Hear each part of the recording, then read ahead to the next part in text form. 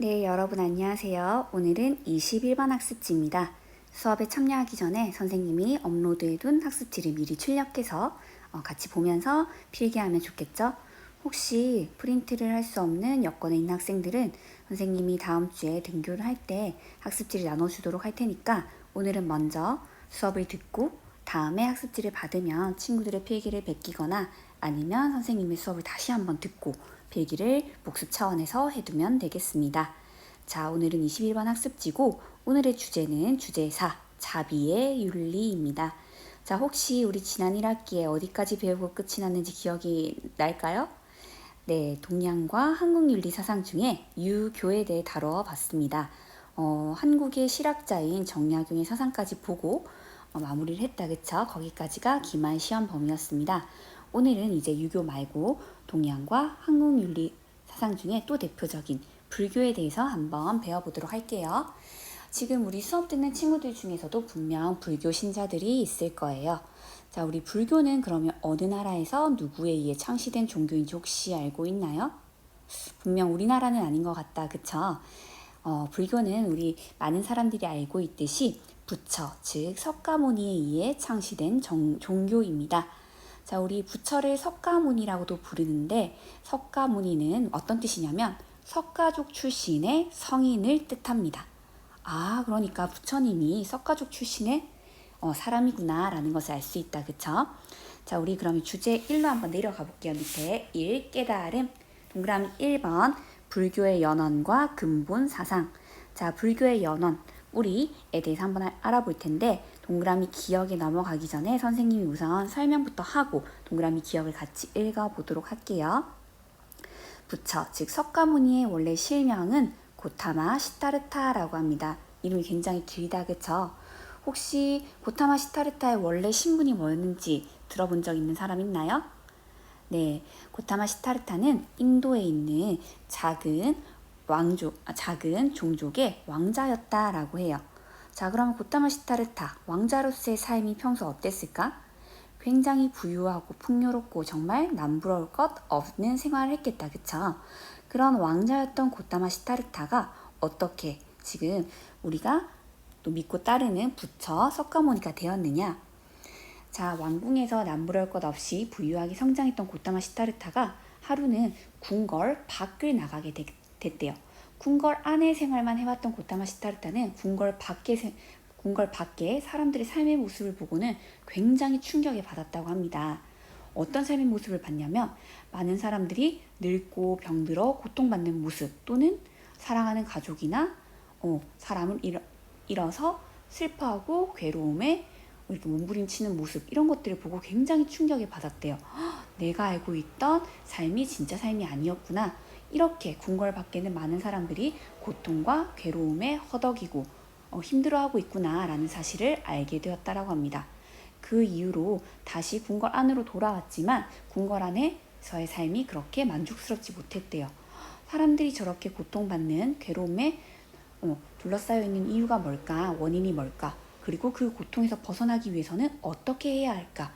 그게 이제 고타마 시타르타의 머릿속에서 떠나지 않았던 거예요. 그래서 결국은 고타마 시타르타가 자신의 왕자의 신분을 버리고, 그리고 그 당시 고타마 시타르타는 아내도 있고 또 자식도 있었다고 해요.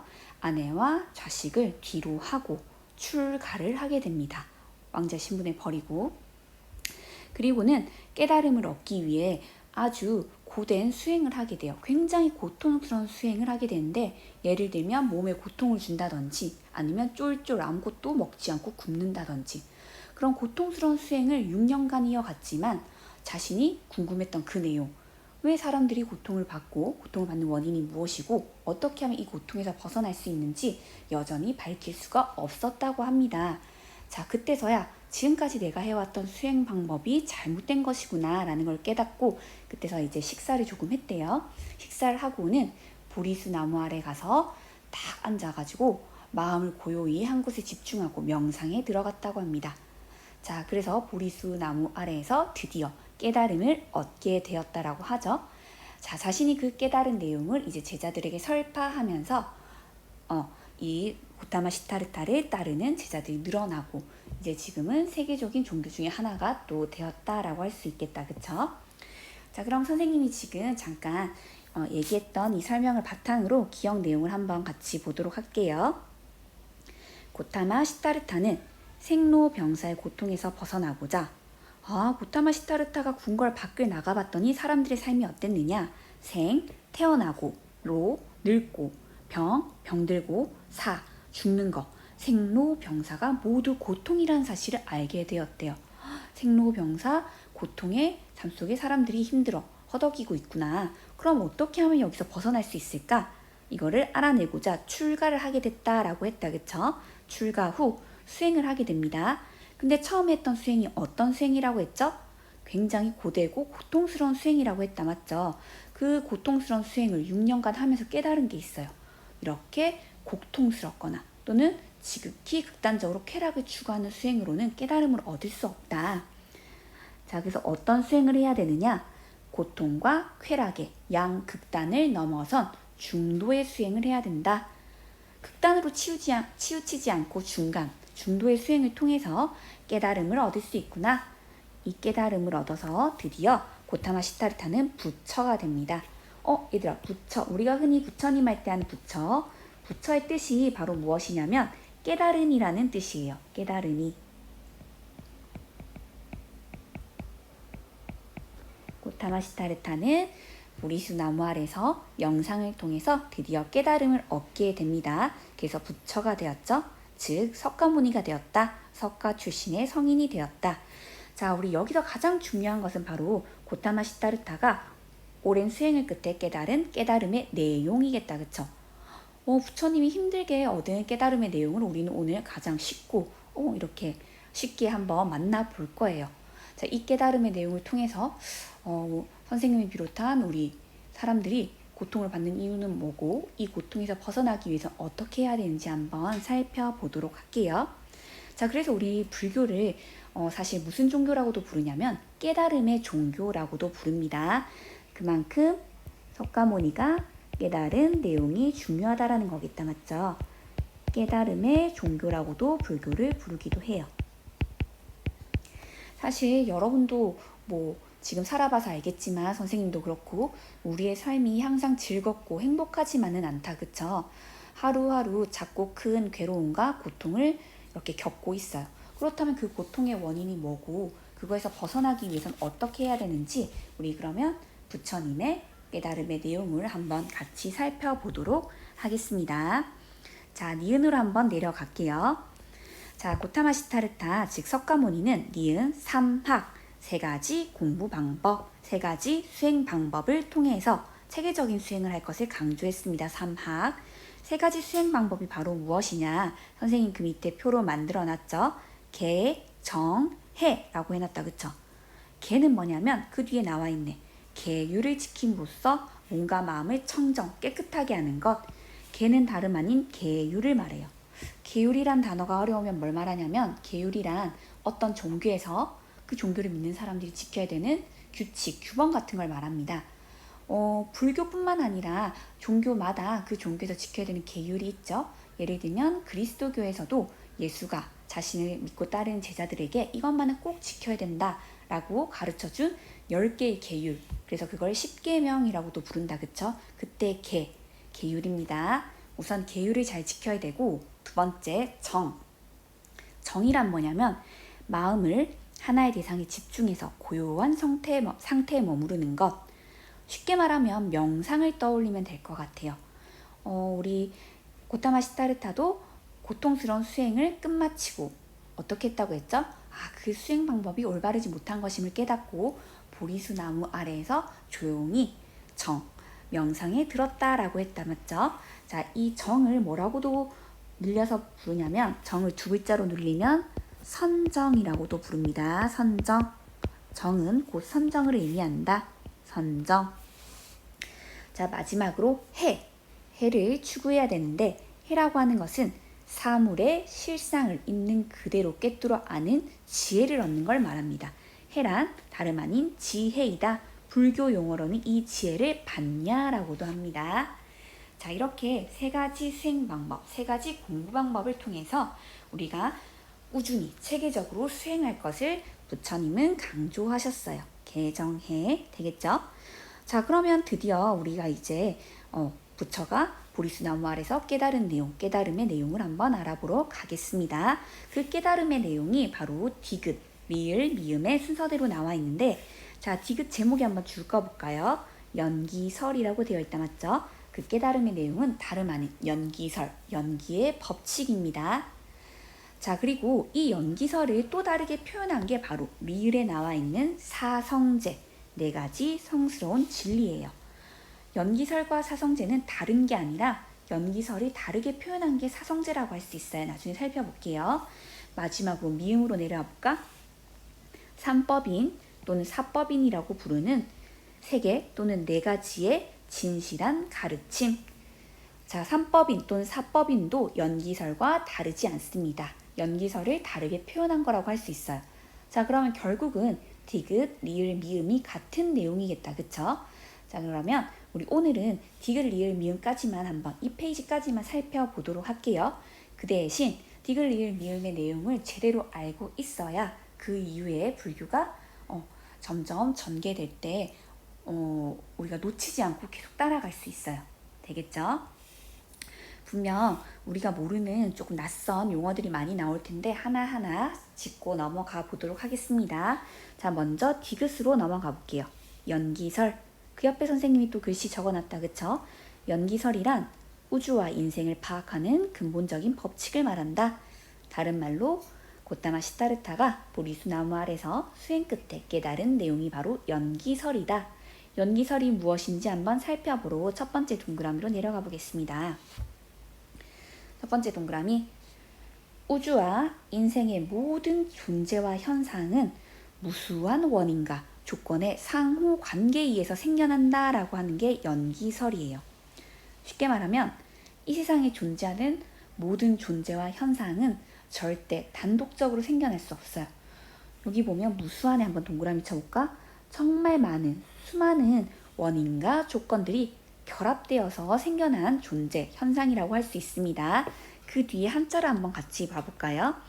자, 여기 네 개의 한자가 나와 있는데 원인 할 때 인, 수많은 원인, 그 뒤에는 조건 할 때 연입니다. 수많은 조건 할 때 연, 인연, 수많은 원인과 수많은 조건이 상호 관계에 결합해서 모든 것이 생겨나다 생, 그 다음에 일어나다 기, 이년생기, 이년생기를 줄여서 연기설이라고 하는 거예요.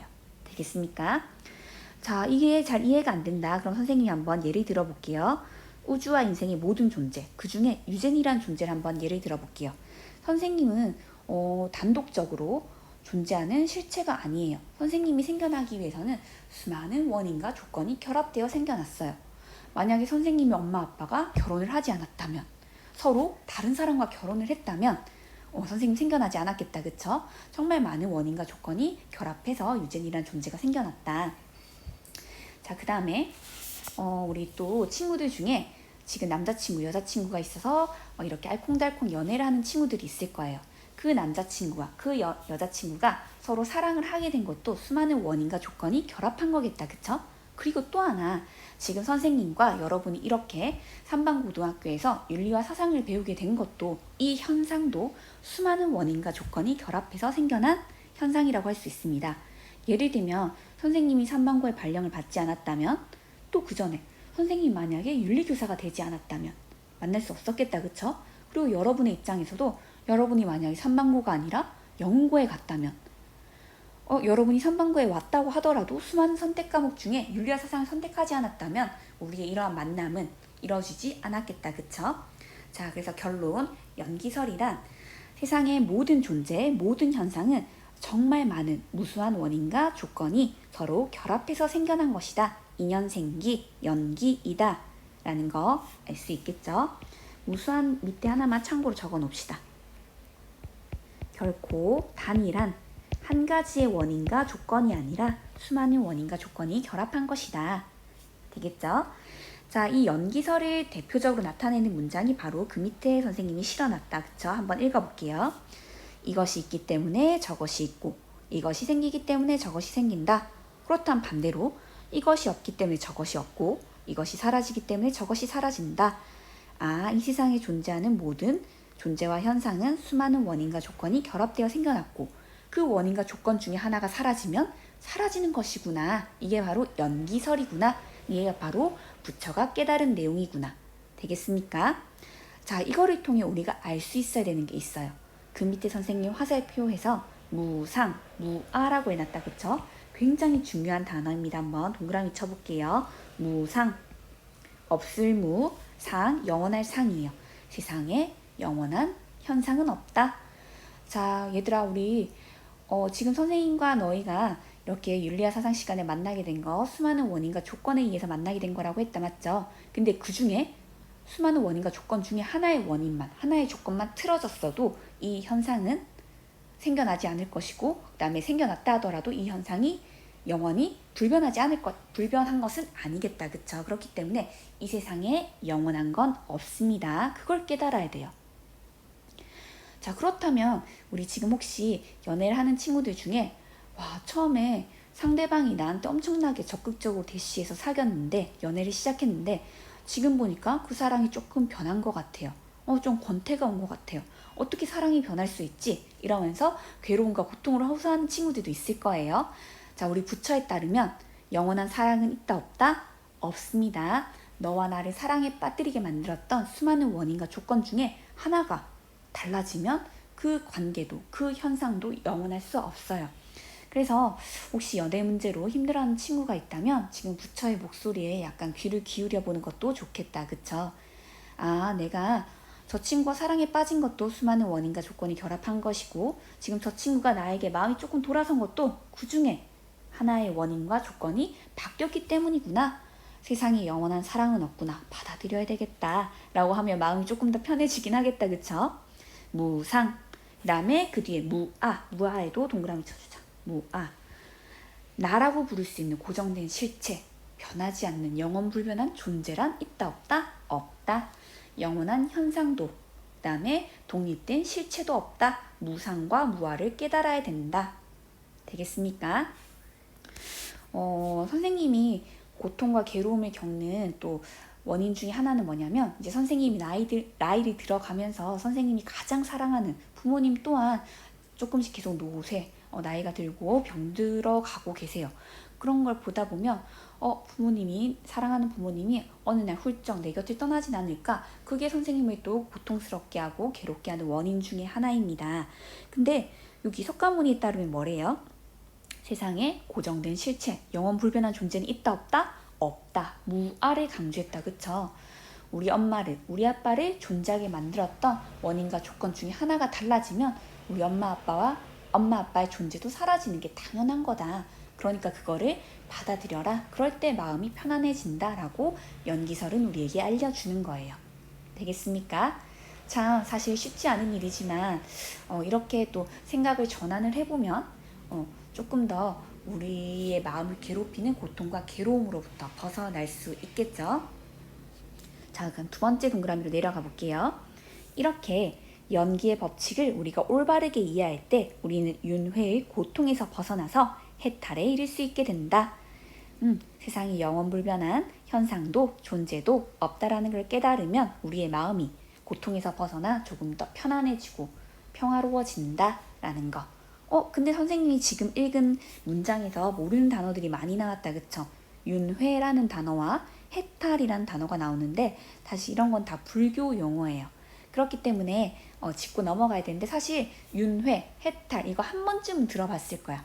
왜냐하면 우리가 알게 모르게 우리가 일상생활에서 불교 용어를 사용하고 있기 때문에 혹시 모르는 친구들도 같이 보면 알게 됩니다. 그 밑에 표로 한번 내려가 볼게요. 윤회와 해탈의 뜻을 알기 전에 먼저 업이라는 것부터 먼저 알아야 돼요. 불교에서 말하는 업이란 무엇이냐면 우리가 하는 생각, 말, 행동 이런 거 자신이 생각, 말, 행동으로 짓는 모든 의도적인 행위를 바로 업이라고 합니다. 자, 근데 이 업, 내가 평소에 선한 업, 선한 생각, 선한 말, 선한 행동을 하면 선한 결과를 얻게 되고 평소에 악한 업, 악한 생각, 악한 말, 악한 행동을 하게 되면 악한 결과를 얻게 된다고 불교에서는 보고 있어요. 그래서 혹시 우리 어른들이 하는 말이나 드라마에서 나오는 대사 중에 아이고 이게 다 내 업보지라는 그런 단어 들어본 적 있죠? 그런 문장 들어본 적 있죠? 이게 다 내가 전생에 지은 업보, 죄지. 그래서 내가 지금 이렇게 벌을 받는다 라고 할 때 그런 표현을 쓰는데 불교에서는 이렇게 생각해요. 내가 전생에 지은 업이, 내가 전생에 했던 말, 생각, 그다음 행동이 현재 나의 삶을 결정하고 현재 현세에서의 나의 말, 그다음에 생각, 행동이 내세 다음 생의 삶을 결정한다. 그게 바로 업입니다. 알겠죠? 자, 그렇다면 그 밑에 윤회라고 하는 것은 뭐냐면 바퀴윤이에요. 회는 돌회, 바퀴가 끊임없이 돈다. 윤회란 업에 따라 생과 사의 세계를 그치지 않고 돌고 도는 것, 바퀴가 도는 것처럼 다른 말로 내가 지은 업에 따라 생사, 삶과 죽음이 계속되는 걸 말해요. 전생에 지은 업을 근거로 현세의 삶이 또 시작되고 현세에서 내가 죽었는데 현세에서 지은 업을 근거로 또 내세의 삶이 계속되고 얘들아 생과 사가 끊임없이 반복되는데 내가 한 번 사는 게 아니라 계속 죽으면 또 살아나고 또 죽으면 또 내세에 살고 생사가 반복된다. 과연 이거 좋은 것일까? 자, 우선 옆에 한번 적어볼게요. 윤회란 업에 따라 생사의 세계를 그치지 않고 돌고 도는 것. 쉽게 말하면 생, 삶과 사, 죽음이 반복되는 걸 말합니다. 반복. 생사가 반복되는 거니까 영원히 사는 거니까 이거 좋은 거겠네요. 라고 하면 땡, 틀립니다. 자, 우리 조금 눈치 빠른 친구들은 기억에서 좀 눈치를 챘었어야 돼요. 생과 사, 결코 고타마 시타르타 석가모니의 눈에는 좋은 거였어, 안 좋은 거였어? 고타마 시타르타가 궁궐 밖에 나가보니까 생로병사, 태어나고 늙고 병들고 죽는 거, 이 모든 게 행복이 아니라 고통이었다. 그쵸? 그럼 생과 사가 반복된다? 끊임없이 고통이 반복되는 거예요. 전생에 내가 굉장히 고통스럽게 살았는데 드디어 이제 이게 죽어서 끝이 나는 줄 알았더니 현세에 또 그 삶이 이어져. 현세에서 또 고통스럽게 살다가 드디어 이제 내가 죽으면서 이게 끝나는 줄 알았더니 또 내세에 또 다시 태어나서 고통이 이어지는 거야. 생사의 반복이란 고통의 반복을 의미합니다. 행복의 반복, 쾌락의 반복이 아니라 고통의 반복이더라. 고통의 반복. 생사의 반복은 고통의 반복이다. 자, 얘들아, 그러면 고통이 반복되는 이 윤회는 우리가 지향하고 추구해야 되는 대상일까? 극복해야 되는 대상일까? 맞아요. 꼭 기억하세요. 불교에서 윤회는 추구해야 되는 대상이 아니라 고통의 반복이기 때문에 극복 대상이라는 거. 선생님, 그러면 우리 윤회 말고 뭐를 추구해야 됩니까? 바로 그 밑에 나와 있습니다. 해탈을 추구해야 돼요. 해탈이란 사물의 실상, 사물의 진리, 법칙을 있는 그대로 통찰, 깨달음으로써 고통에서 벗어나는 걸 말한다. 고통에서 벗어나는 게 바로 해탈이다. 그 앞에 사물의 실상을 깨달음으로써, 사물의 실상이란 바로 세상의 모든 존재와 현상은 수많은 원인과 조건에 의해 발생한다라는 연기의 법칙이겠다. 그쵸? 연기의 법칙을 깨닫게 되면 고통에서 벗어날 수 있다라고 선생님이 아까 전에 얘기했다. 그쵸? 우리가 연기의 법칙을 깨닫게 되면 사랑하는 부모님이 돌아가시는 것도, 내가 사랑하는 연인이 마음이 변한 것도 다 받아들일 수 있게 된다. 고통에서, 괴로움에서 벗어날 수 있게 된다. 이게 바로 해탈이에요. 그래서 우리 해탈이라는 단어도 종종 사용하는데 나는 뭐 해탈했어 뭐 이런 말 쓴다. 그쵸? 그때 해탈이라고 하는 것은 거기서 벗어났다. 고통에서 괴로움에서 벗어났다라는 뜻입니다. 자, 그러면 해탈은 윤회와 달리 우리가 극복해야 될 대상이 아니라 어떤 대상일까요? 맞아요. 지향하고 추구해야 될 대상이다. 지향 또는 추구. 불교에서 해탈은 우리가 지향하고 추구해야 되는 이상적 상태를 말하는구나. 연기의 법칙을 깨달아서 고통에서 벗어난 상태, 해탈. 되겠습니까? 자, 그 다음 그 밑에 세 번째 동그라미에 내려갈게요. 자, 이런 식으로 연기의 법칙을 깨달으면, 연기의 법칙에 따르면 어떤 존재와 현상도 독립적일 수 없다. 선생님이란 존재도 독립적으로 존재하는 게 아니라고 했다, 그쵸? 그리고 선생님과 너희의 만남도 독립적인 원인 때문에 생겨난 게 아니지, 수많은 원인과 조건이 결합된 거지. 자, 이 말은 다른 말로 모든 존재와 현상은 독립적이지 않다. 다른 말로 상호의존적이다. 상호의존성을 지니고 있다라는 뜻입니다. 상호의존성을 지님. 상호의존성을 지닌다라는 말은 자타, 나와 타인은 아니다. 이 두 개가 아니다. 너와 나는 다르지 않다. 내가 생겨나는데 너도 기여하는 바가 있고, 너가 존재하는데 내가 또 기여하는 바도 있고, 너와 나는 두 개가 아니다. 상호의존적이다. 자타불이. 연기의 법칙에 따르면 우리는 서로 상호의존적인 관계입니다. 그 예로 석가모니가 든 게 바로 뭐였냐면 두 단의 갈대, 그 다음에 인타라망이에요. 두 단의 갈대. 얘들아, 갈대가 서 있으려면 혼자서는 꼿꼿이 서 있을 수 있어, 없어? 없다, 그쵸? 갈대가 이렇게 서 있기 위해서는 여러 단끼리 서로 상호 의존해야 이렇게 서 있을 수가 있어요. 이런 식으로 우리의 존재도, 우리 이 우주의 현상도 서로 상호 의존적인 것이다. 자, 그 다음에 인타라망이라고 하는 것은 뭐냐면 처음 들어본 친구들 많을 텐데, 인타라망은 바로 보석 그물을 의미합니다. 선생님이 이미지가 있으면 딱 보여주고 싶었는데, 보석 그물이라고 하는 것은 뭐냐면, 자, 그물이 있어요. 자, 근데 그물 코마다 보석이 달려있는 그물을 떠올려 봐봐. 얘들아, 만약에 그물코 하나에만 보석이 달려있다면 그 그물이 반짝일 수 있을까 없을까? 없겠다, 그쵸? 근데 그물코마다 보석이 달려있고 그 보석들이 서로를 비춰서 더 반짝반짝 아름답게 비치는 거다, 그쵸? 그런 식으로 보석 그물도 서로가 서로를 비춰야 더 아름답게 빛나는 것처럼 우리는 서로 상호 의존적인 관계라는 것을 연기의 법칙을 바탕으로 깨달아야 된다라고 석가모니는 강조하고 있습니다. 자, 화살표 내려가 볼게요. 따라서 세상에 모든 생명에 대해서 경외심을 가져야 되고, 연기의 법칙에 따라 이거를 일깨워준다. 뭐를 일깨워주냐면, 얘들아, 너와 나가 다르지 않아. 우리는 서로 의존적인 관계네. 그러면 상대방을 사랑하게 되겠다, 그쵸? 바로 자비의 정신을 일깨워줍니다. 자비는 또 석가모니의 가르침 중에 굉장히 중요한 내용이에요. 연기의 법칙을 깨달으면 우리는 서로 자비를 베풀게 된다. 자비라는 말이 어려우면 사랑이라고 생각하면 돼요. 쌤이 옛날에 한번 얘기했던 것 같은데, 세계적으로 유명한 종교 지도자나 훌륭한 성인들은 공통적으로 강조하는 덕목이 하나 있다고, 바로 사랑이라고 했던 거 기억납니까? 예수님도 여러 덕목 중에 가장 중요한 것, 믿음, 소망, 사랑 중에 제일 중요한 것은 이웃에 대한 사랑이라고 했다, 그쵸? 그리고 유교에서 공자가 제일 중요하게 생각했던 것도 타인에 대한, 사람에 대한 사랑임이었습니다. 그 다음에 불교, 석가모니가 강조하는 것 또한 타인에 대한 사랑인 자비라고 할 수 있어요. 되겠죠? 우리는 연기의 법칙을 깨달으면 서로 의존적인 관계라는 것을 알게 되고, 그러면 서로가 서로를 사랑하게 된다. 단어는 다르지만 다 같은 뜻이라는 거, 사랑과 인과 자비는. 되겠죠? 자, 그러면 우리 이제 연기설 다 했어요. 자, 여기서 하나 짚고 넘어가야 되는 게 그 밑에 선생님이 참고 표시로 CF에서 무명이라고 해놨다, 그쵸? 자, 무명이 한번 줄까 볼까? 무명.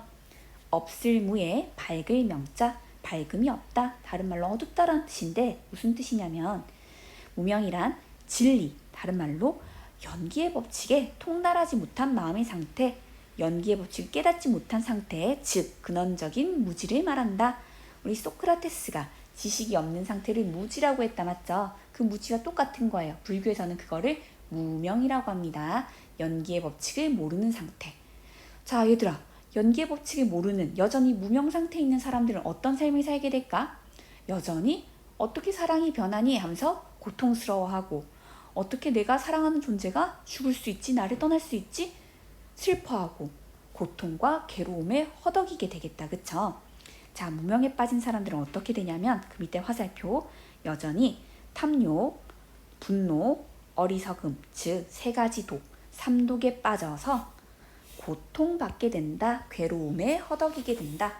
여전히 사랑에 집착하고 사랑하는 존재에게 욕심부리고 이렇게 고통받게 된다.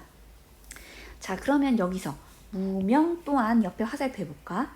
무명 또한 불교에서는 우리가 지향하고 추구해야 될 대상일까? 극복하고 제거해야 될 대상일까? 맞아요. 극복하고 제거해야 될 대상입니다. 우리는 무명에서 벗어나 연기의 법칙을 깨달아서 마음의 안정, 평화를 추구해야 되겠다. 맞죠? 고통에서 벗어나야 되겠다. 그쵸? 자, 이게 바로 연기설의 내용이었습니다. 여러분 어때요? 연기설을 바탕으로 우리 조금 더 마음의 안정을 찾을 수 있을 것 같나요?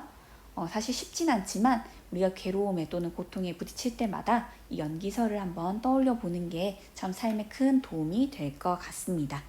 세상에 영원한 불변한 현상도 존재도 없다. 거기에 욕심부리거나 집착하지 말아야 된다. 그러면 우리는 고통에서 벗어날 수 있다. 이게 연기설에서 우리가 얻을 수 있는 거 되겠죠? 자, 그 다음에 리을로 내려가겠습니다. 사성제. 네 가지 성스러운 진리. 자, 사성제란 연기설의 기초에서 만들어진 네 가지 성스러운 진리란 뜻이에요. 그래서 밑에 표를 보면 알겠지만 네 가지 고제, 집제, 멸제, 도제 네 가지 진리 나와 있다. 그쵸? 자, 이걸 줄여서 사실 고, 집, 멸, 도라고 부르기도 해요. 자, 그럼 첫 번째 진리, 고제라는 진리는 어떤 내용의 진리인지 한번 볼게요. 고제란 인생 자체가 고통이라는 현실 판단에 관한 진리를 말한다. 우리의 삶은 고통, 괴로움으로 가득 차 있다. 부처가 궁궐 밖에 나가서 깨달은 내용이 담았죠. 고제입니다. 예를 들면 생로병사, 태어나고 늙고 병들고 죽는 이 모든 게 고통이다. 고제입니다. 그 다음에 두 번째 집제. 집제는 고통이 생기는 원인에 관한 진리예요. 얘들아, 우리가 고통과 괴로움이 생기는 원인은 연기설을 깨닫지 못했기 때문이라고 했다. 그쵸? 연기설을 깨닫지 못한 깜깜한 상태 뭐라고 했지? 맞아요. 화살표. 고통이 생기는 원인은 다름 아닌 무명. 무명으로 인한 애욕. 무명으로 인해서 어떤 대상에 어떤 현상에 욕심부리고 집착하는 걸 애욕이라고 해요. 되겠습니까? 자, 우리 고제, 집제 보니까 두 개의 관계 혹시 보이나요? 집제가 바로 고제가 생겨나게 된 원인이다. 그쵸? 그래서 선생님이 이렇게 한번 표시를 해볼게요. 앞에. 자, 집제가 고제가 생겨나게 된 원인이다. 집제가 원인이고 고제는 그 결과이다. 우리는 무명, 진리를 깨닫지 못했기 때문에 고통에 시달리게 된다. 원인과 결과의 관계라고 할 수 있겠다. 맞죠? 고제와 집제의 관계는 되겠습니까? 자, 그 다음에 세 번째 진리, 멸제로 한번 넘어가 볼게요. 멸제란 고통이 소멸한 상태, 즉 과로의 경지에 관한 진리다. 위에서 나왔는데 고통에서 벗어나는 것 두 글자로 해탈, 우리가 지향, 추구해야 될 대상이라고 얘기했던 거 기억납니까? 자, 여기서는 해탈과 비슷한 의미, 거의 같은 뜻이라고 할 수 있어요. 라고 할 수 있는 열반 한번 적어볼게요. 고통이 소멸한 상태를 또한 열반의 상태라고도 불러요. 열반의 경지에 관한 진리. 고통이 소멸한 상태를 열반이라고 한다. 선생님, 그럼 해탈과 열반은 같은 건가요? 그냥 우리 고등학교 수준에서는 해탈과 열반이 같다라고 보면 되는데 조금 미묘한 차이는 있어요. 해탈이라고 하는 것은 고통에서 벗어나는 걸 말하고 열반이라고 하는 것은 고통에서 벗어난 상태를 말해요. 고통이 사라지고 마음이 편안해진 상태 열반. 아무튼 열반과 해탈 모두 우리가 불교에서 추구해야 되는 이상적인 상태라는 거 꼭 기억해야 되겠다. 그쵸? 멸제는 바로 이 열반의 경지에 관한 진리이다. 자, 마지막으로 도제란 이 열반, 이상적인 상태에 도달하기 위한 길, 방법을 밝힌 진리를 말합니다. 자, 이 열반 해탈에 이르기 위해서는 우리 고타마 시타르타 수행을 해야 된다라고 했던 거 기억납니까? 근데 그 수행, 극단적인 쾌락적인 방법을 써서도 안 되고 자기가 옛날에 했던 그 극단적으로 고통스러운 방법을 써서도 안 된다라고 이야기했다. 처음에 선생님이. 그쵸? 그럼 화살표로 내려가 볼게요. 극단적 쾌락과 고행, 고통스러운 방법에서 벗어난 중간의 수행법. 그거를 중도라고 해요. 중도의 수행법으로 8정도 8가지 바른 방법, 8가지 바른 길을 제시합니다. 자, 여기서 중요한 것은 중도의 수행법을 부처가 강조했다라는 거. 극단적으로 쾌락을 추구하는 것도 땡, 극단적으로 고통스러운 방법을 추구하는 것도 땡, 그 중간, 중도의 수행법으로도 우린 충분히 깨달음을 얻어서 열반의 경지에 이를 수 있다라고 이야기를 한 거예요. 되겠죠? 자, 그러면 혹시 도제와 멸제의 관계도 보이나요? 도제, 8정도의 수행을 통해서 우리는 멸제, 열반의 상태에 이를 수 있게 되겠다. 그쵸? 이것 또한 원인과 결과의 관계라고 볼 수 있습니다. 되겠습니까? 자, 그러면 우리 열반의 상태에 이르기 위해서 부처가 8가지 수행법 8정도를 제시했는데 그 수행법의 내용 한번 밑으로 내려가서 살펴볼게요. 선생님 8정도 실어놨다. 그쵸? 8정도 8가지 바른 길. 먼저 첫 번째 정견, 평소에 바른 견해를 가져야 되고, 정사, 평소에 바른 생각을 해야 되고, 정어, 평소에 바른 언어를 사용해야 되고, 정업, 평소에 바른 행위를 해야 되고, 정명, 평소에 우리는 바른 직업을 가져야 되고, 정정진, 평소에 우리는 바른 노력을 해야 되고, 정력, 우리는 평소에 마음 챙김을 바르게 해야 되고, 정정, 선정을 바르게 해야 된다. 선정이라고 하는 건 명상이라고 했다. 맞죠? 얘들아, 지금 8가지 나와 있는 이 수행법 하나하나 외울 필요 있다 없다? 외울 필요는 없어요. 근데 이 8정도라는 수행법의 성격은 알아야 돼요. 극단적인 쾌락적 방법도 아니고 극단적으로 고통스러운 방법도 아닌 어떤 수행법이었다? 맞아요. 중도의 수행법이었다. 누구든 할 수 있는, 우리가 일상생활에서 누구든 이렇게 걸림돌 없이 할 수 있는 수행법, 중도의 수행법 8정도를 제시했다라는 거. 이를 통해서 우리는 깨달음을 얻어서 열반의 경지에 도달할 수 있다라는 거. 다른 말로 해탈할 수 있다라는 거. 이게 바로 사성제, 4가지 성스러운 진리입니다. 위에서 말했던 거를 그냥 4개로 구분해서 적었을 뿐이다. 그쵸? 되겠습니까? 자, 마지막 3법인 또는 4법인 3개의 법. 이거 이제 뭐냐면 법은 그 가르침을 말하고, 인은 뭐냐면, 얘들아, 인은 많이 본 한자죠. 우리 평소에 도장 찍을 때 인 여기 위에 꼭 찍잖아요. 그쵸? 인, 마치 도장에 새기듯이 내 마음에 새겨야 되는 진리를, 가르침을 말해요. 그게 3개일 때는 3법인, 4개일 때는 4법인이라고 하는데, 우리 그냥 4법인 4개 다 알아놓읍시다. 알겠죠? 3법인 또는 4법인은 3가지 또는 4가지의 진실한 부처님의 가르침을 말합니다. 똑같은 내용이에요. 한번 볼게. 첫 번째 가르침, 재행무상. 뜻, 모든 것은 고정됨이 없이 끊임없이 생멸 변화한다. 우리 위에서도 무상의 동그라미 쳤던 거 기억나죠? 무상. 세상에 영원한 현상은 없다. 영원한 사랑 없다. 알겠지 얘들아? 자, 그 다음에 두 번째 제법무아.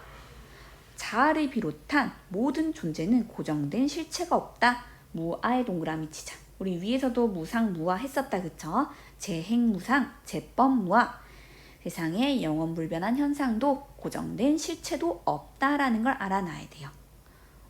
여기서 한 발 더 나아가면, 얘들아, 나라는 고정된 실체가 없어요. 그러니까 내 집, 내 차, 내 재산, 내 거를 만들면 된다 안 된다? 내 걸 만들 이유가 하나도 없다라는 거야. 그래서 나라는 고정된 실체가 없다는 것을 바탕으로 내 것도 없다라는 걸 알아야 돼요. 내 것도 없음. 우리는 내 것을 만들기 위해 너무나 사람들이 이렇게 욕심을 부리고 집착하고 있다. 그쵸? 그렇기 때문에 나도 없고 내 것이라고 부를 수 있는 것도 없다라는 걸 깨달아야 됩니다.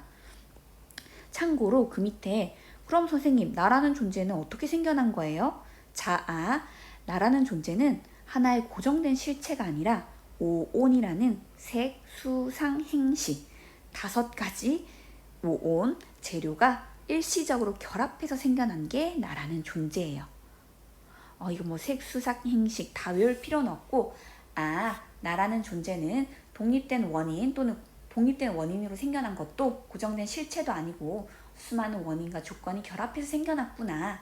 그 원인과 조건 중에 하나가 변하면 나라는 존재도 사라지게 되겠구나. 이 정도만 알아두면 되겠습니다. 되겠죠? 그 다음에 세 번째, 열반, 적정. 열반 우리가 아는 단어다, 그쵸? 열반의 상태에 이르게 되면 적정, 고통과 번뇌에서 벗어나 고요하고 청정한 마음 상태를 갖게 된다. 마음의 평화가 찾아온다라는 뜻이겠다, 그쵸? 그 다음에 일체 계고, 이것 또한 석가모니가 깨달은 내용이 담았죠. 일체, 이 세상의 모든 것은 계고, 고통이더라. 일체의 모든 것이 고통일 수밖에 없다. 이거 지금 사법인으로 우리가 지금 봤던 이 네 가지 가르침 또한 위에서 다뤘던 내용을 그냥 네 개로 따로 정리한 것에 불과합니다. 자, 여러분 우리 오늘 이제 근본불교 석가모니가 깨달은 내용에 대해서 한번 같이 살펴봤어요. 모르는 단어들이 많이 나와서 또 한자들이 많이 나오다 보니까 굉장히 어려웠을 텐데 여기서 말하는 핵심은 하나인 것 같아요. 부처님이 깨달은 내용은 바로 연기설이라는 거. 연기설에 따르면 우리는 수많은 원인과 조건에 의해 생겨났다라는 거. 그래서 그 원인과 조건들이 하나라도 달라지면 그 존재도 그 현상도 사라진다라는 거. 무상과 무아를 깨달으면 더 이상 고통스럽지 않다라는 거. 자, 그것을 꼭 기억해 두면 좋겠습니다. 자, 그럼 다음 시간에는 21번 학습지의 뒷장과 22번 학습지를 같이 볼 거예요. 그래서 22번 학습지까지 같이 준비하는 게 좋겠다. 그쵸? 네, 오늘 수고 많았습니다.